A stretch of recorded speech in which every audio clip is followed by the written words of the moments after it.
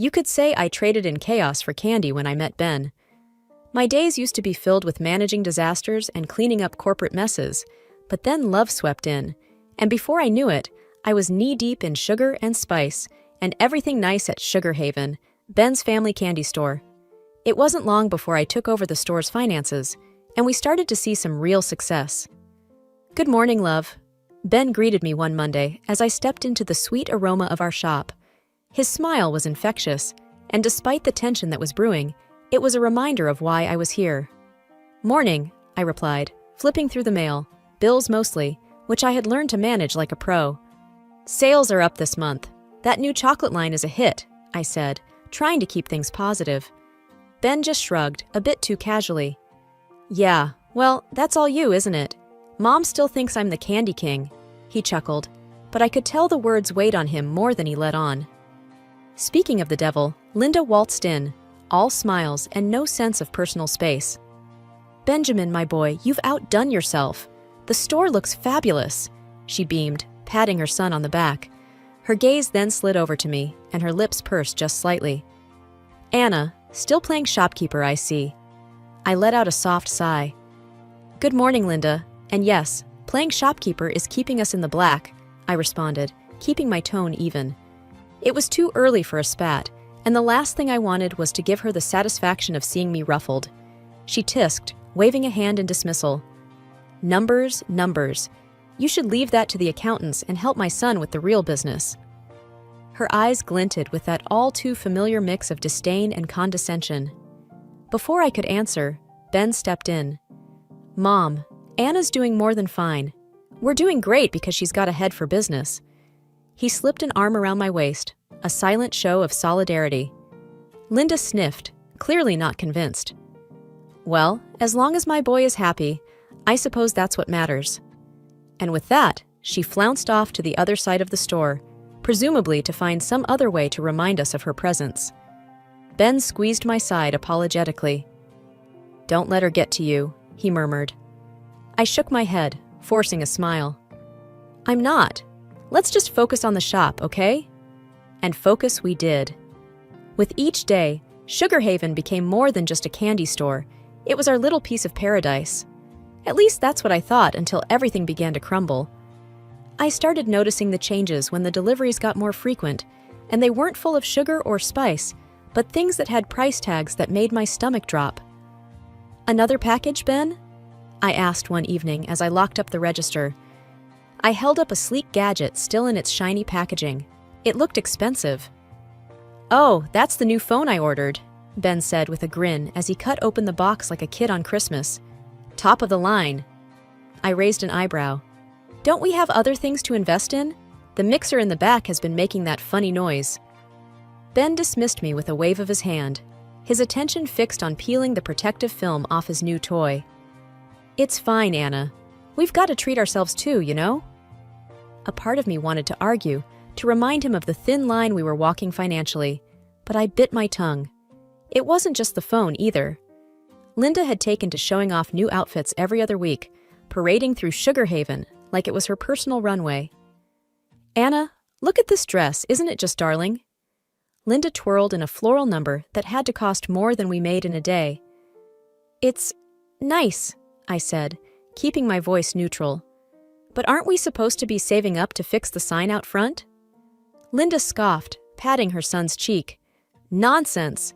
The store is doing wonderfully. Benjamin, tell her." Ben, who had been half listening, nodded along. "Yeah, we're doing great, Anna. Don't worry so much." That was the problem, though. I did worry. I worried every time I looked at our books and saw the numbers that didn't add up. Doing great wasn't the term I would use when every profit we made was being swallowed by personal purchases. "Look, I'm just saying we should be careful." I tried again later that week as we sat down to look at our finances. "Maybe we can set a budget for personal expenses?" Ben looked at me like I'd suggested we sell the store and become circus performers. "A budget? Come on, Anna, we're not that bad, and it's not like you to be stingy." It stung, that word, stingy. I wasn't being stingy. I was being sensible. It's not about being stingy, Ben. It's about being smart. We have to think about the future of Sugar Haven." He didn't seem to hear me, though, already scrolling through a website for another purchase. "You worry too much," he said, half distracted. "It'll all work out." Things took a turn when Linda decided to bring in some extra help. It was a Tuesday, I remember, because Tuesdays were inventory days, and I was elbow deep in organizing our latest shipment of candy jars when she walked in, arm in arm with a girl who couldn't have been older than 20. "Anna, this is Tessa," Linda announced with a flourish. "Tessa, dear, this is Anna, my son's assistant." I straightened up, wiping my hands on my apron.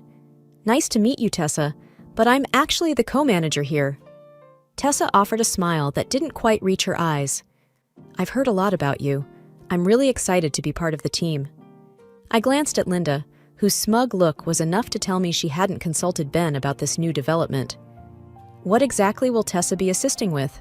I asked, trying to keep my tone friendly. "Oh, she's going to be helping out with the business side of things. You can only do so much, after all," Linda said, with a dismissive glance at my inventory list. I nodded, still a bit confused. "All right, well, we have a system here, so I'll have to bring her up to speed." It didn't take long for me to see that Tessa's version of helping out was more about hovering and less about doing actual work. And when I saw the salary Ben's mother had set for her, I nearly choked. "Ben, can we talk?" I cornered him later that day in the office. "Sure, what's up?" he asked, not looking up from his computer. "It's about Tessa. Her salary it's more than what we can afford for the role she's in." Ben finally looked up, his brow furrowing. "Mom said it was fine. She thinks Tessa's going to bring a lot to the table." I sighed, feeling like I was talking to a wall. "But we agreed to discuss new hires together, especially when it comes to how much we're paying them." He shrugged, that annoyingly dismissive gesture becoming more frequent. "What's done is done. Mom has a good feeling about her." I had to bite back a retort. Good feelings didn't balance books. I left the office feeling like I was the only one seeing the red flags, while Ben and his mother were content to parade around with blindfolds. I've always been the kind to check twice, maybe 3 times, especially when it comes to numbers. So when I stumbled upon an envelope stuffed in the back of a filing cabinet while hunting for a misplaced invoice, my first thought was that it was just another forgotten bill. But as I flipped through the papers, my heart started to race, not from excitement, but from cold, hard dread. It was a loan document, with Sugar Haven listed as collateral, and the amount was far more than what would ever be considered reasonable for our modest shop. "Ben," I said, walking into his cluttered office, papers in hand. "What is this?" He glanced up, and I saw his eyes flicker, the first sign of guilt I'd seen in him in months. "Oh, it's nothing. Just a small loan I took out to cover, store improvements." "Store improvements?" I echoed, incredulous. "This amount could renovate the store 5 times over. What did you really use it for?" There was a pause, long enough for the truth to wedge itself between us. "Okay, look," he started, and I could tell he was choosing his words carefully. "I might have used some of it for the house, the one I've been working on, for us." "For us?" I repeated, my voice sharp with disbelief. "Or for your gadgets and whatever else you've been blowing money on." He stood up then, his chair scraping back with a sound that felt like a gavel on my patience. "It's not like that, Anna. You don't understand. This is all going to pay off in the end." I shook my head. "No, Ben. Taking out a loan against the store without telling me, that's what I don't understand. How could you be so reckless?" Before he could answer, Linda bustled in, her nose wrinkling as she saw the papers in my hand. "What's all this about?" she demanded. Ben tried to explain, but I cut him off, thrusting the loan papers at her. "Did you know about this?" She barely glanced at the documents before waving them off. "Of course I did. Ben's just doing what's necessary for our future. And who are you to question him? You're just the help, after all." The words stung, but more than that, they fueled a fire in me. "Just the help?" I said, my voice low but firm. "I've been keeping this store afloat while you two have been treating it like your personal bank account." Ben's face had gone pale, and Linda looked like she was about to spit fire. "You ungrateful little—" "No," I interrupted, my calm surprising even myself. What's ungrateful is not recognizing the hard work someone's been putting into this business. What's foolish is risking everything for a house that we don't even need. I waited for them to say something, to defend themselves, but all they did was stare at me, caught in the act. I left the room then, the documents clutched in my hand like a verdict yet to be delivered.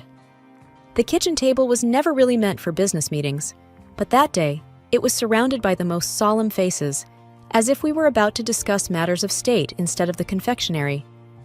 Ben cleared his throat, his eyes not quite meeting mine. We need to talk about the store's future. I sat down, folding my hands on the table. We already did that when I found the loan documents. Linda huffed from across the table, her arms crossed. We need to be realistic, Anna. The store isn't pulling in enough to cover the debts. We have to find money somewhere. There it was, the we that really meant me. I kept my voice steady. What do you suggest? Her eyes gleamed with a kind of cold calculation. You have that inheritance from your parents. It could cover the debts and get the store back on its feet. I felt like I was listening to a stranger, not the woman whose son I had married. You want me to use my parents' money?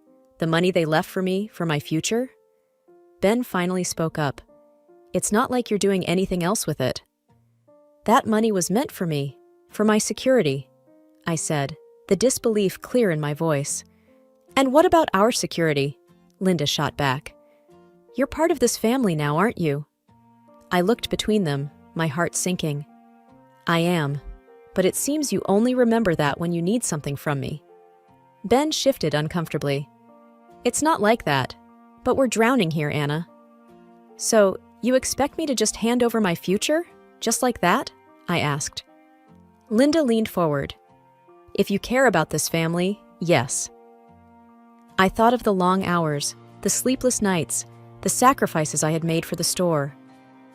If I do this, if I invest my inheritance, I want a third of the store. I want to be an official co-owner. The room fell silent. Then Linda laughed, a harsh sound that bounced off the walls. You? A co-owner? Don't be ridiculous. You're not business material. I stood up, my chair scraping loudly against the floor. Then you find another way to cover your debts, because my inheritance is not your emergency fund. Ben's face was unreadable, but Linda's was red with anger. You'd let this family business go under? I've tried to save it, I said, my voice quiet but firm.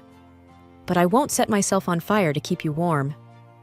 I wasn't one for late-night visits to the shop, but something in my gut told me to go to Sugar Haven that evening. The place was dark, which was expected, but the faint glow of a light from the back office wasn't. I pushed the door open, the familiar tinkle of the bell sounding almost ominous in the silence. The sweet scent of confectionery that usually comforted me now felt heavy, loaded with the scent of betrayal as I walked towards the back. The murmurs from the office grew clearer as I approached, and then I saw them through the partly open door. Ben, with his arms around the new assistant, Tessa, who giggled at something he whispered in her ear. I pushed the door open fully, and they sprang apart, their expressions turning from shock to guilt within seconds. Anna, Ben stammered, straightening his shirt. What are you? It's not what it looks like. I crossed my arms, feeling a cold calm settle over me. Really? Because it looks like I just caught my husband with his arms around another woman. Tessa was smoothing her hair back, looking anywhere but at me. We were just going over inventory. At midnight? With the inventory in your arms? I said, my tone dry. Ben's eyes were pleading now. Anna, please, you're blowing this out of proportion. I laughed, short and humorless. Am I? Because from where I'm standing, it looks pretty clear to me. He took a step towards me, and I held up a hand. Save it, Ben. I don't know what's worse, the cheating or the pathetic lies. Tessa finally spoke up, her voice small. I'm sorry, Anna. I didn't mean for any of this to happen. I looked at her, really looked at her, young, naive, and caught in the web of a man who couldn't take responsibility for his actions. You should be, and you should also be looking for another job. Ben's protest was immediate. You can't fire her for this. I turned to him, my resolve steeling. I can and I will, and I'll be looking for a good lawyer in the morning. His face paled. Anna, please, let's talk about this. There's nothing to talk about, I said, cutting him off. You've made your choices. Now you get to live with them. I didn't wait for his response. I walked out of there with my head held high, the sound of Ben calling after me fading into the background. The morning after, I caught Ben was bright, a stark contrast to the mood in our home. I'd spent the night at my own place, the one I kept as a rental property. As I sat at the kitchen table, my phone buzzed with a message from Ben. I considered not even reading it, but curiosity got the better of me. It was a photo of a bank letter addressed to Ben, the words, "Final notice," and "immediate repayment required" standing out. Beneath it, he'd typed a message. "We need to talk. This is serious." I typed back a simple, "On my way," and got ready to face the music. When I arrived at the confectionery, Ben and Linda were already there, pacing like caged animals. Linda spotted me first, and her expression soured. "Decided to show up, did you?" she snapped as I walked in. I nodded, holding her gaze. "You wanted to talk?" Ben held out the letter to me. "The bank's coming down hard. We could lose everything." I scanned the letter, the numbers not surprising me, but still making my stomach turn. "So, what's your plan?" Linda's plan was apparently to glare daggers at me. "We wouldn't be in this mess if you just helped us when we asked." Ignoring her, I addressed Ben. "What are you going to do?" He ran a hand through his hair, looking defeated. I thought you could pay it off, with your inheritance." My laugh was bitter. "And I told you, I'm not doing that without a stake in the business." Linda stepped forward. "You're being unreasonable, Anna. This is a family business." I met her challenge with a calm I didn't feel. "And where was this family when your son was spending money we don't have and hiring his friends for fun?" Ben started to say something, but stopped, his eyes dropping to the floor.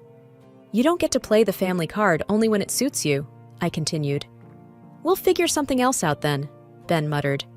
"You'll have to," I agreed. Then Linda did something unexpected. She smiled, but it wasn't pleasant. "Fine, but if you're not going to help, then you're out. We'll manage without you. You're fired." I stared at her, letting the silence stretch out before I matched her smile with my own. "Okay." Their surprise was almost comical. "Just like that?" Ben asked, his voice incredulous. "Just like that," I confirmed. "But I want you to know, I took photos of you and Tessa. I have records of all the money you've wasted. If you think you can fire me and sweep all this under the rug, you're wrong." Linda's smile vanished. "You wouldn't dare." "Oh, but I would. And when I leave, I'm taking all my hard work with me. You can explain to the bank why the business is about to tank without the person who was actually running it." Months had passed since I last set foot in Sugar Haven, and life had taken on a new kind of normal. The crisp sound of papers, the hum of focused conversations, and the sight of a crisis managed and resolved. These had replaced the scent of sugar and spice. I sat in my new office, a stark contrast to the confectionery's back room, when my phone rang. Glancing at the caller ID, I saw it was Claire, a former employee at the shop and the only one I still talked to. "Hey Claire, what's up?" I greeted, with a hint of caution. News about Sugar Haven always carried a tinge of the past. "You haven't heard then?" Claire's voice was a mix of pity and discomfort. "The shop. They closed down last week. The bank foreclosed on them, and the house too." I leaned back in my chair, a weight lifting off my shoulders that I hadn't realized was there. "I see. And Ben and his mother?" There was a pause. "They're not doing great. Rumor has it they've moved in with his aunt. No one's seen them much." I sighed, not quite sure how to feel. "Thanks for letting me know, Claire." She hesitated before adding, "Anna, everyone knows you were the heart of that place. It was never the same after you left." A small, sad smile touched my lips. "I appreciate you saying that. How about you? Found a new job yet?" "Yeah, I'm working at a bakery downtown. It's not Sugar Haven, but it's a start." "That's great to hear. You always had a talent for baking. I'm sure you'll do well there." We chatted for a few more minutes before saying goodbye. I hung up and looked out the window at the bustling street below. There was a knock at my door, and my assistant peeked in. "Your 3 o'clock is here, Anna." "Thanks, send them in," I responded, shaking off the remnants of nostalgia. The clients came in, a husband and wife team looking worried about their own business. I stood to greet them, ready to dive into another challenge. "We've heard great things about you, Anna," the wife said as we sat down. "They say you're the best crisis manager in town." I smiled, the title sitting comfortably with me. "I'll do my best to live up to that reputation. Now, tell me about your business, and let's see how we can turn things around." As they spoke, I listened, already forming strategies in my mind. This was my world now, where every problem had a solution and every crisis was an opportunity. Sugar Haven and its bitter memories were behind me, and ahead was a path that I had forged for myself, a path of resilience, redemption, and rebirth. The meeting stretched on, the client's initial anxiety giving way to hopeful smiles as we discussed possibilities. They left with a renewed sense of purpose, and I turned back to my desk, my heart lighter than it had been in a long time. In the end, I realized that sometimes the sweetest outcomes come after the most bitter trials, and the future was mine to create, one careful step at a time.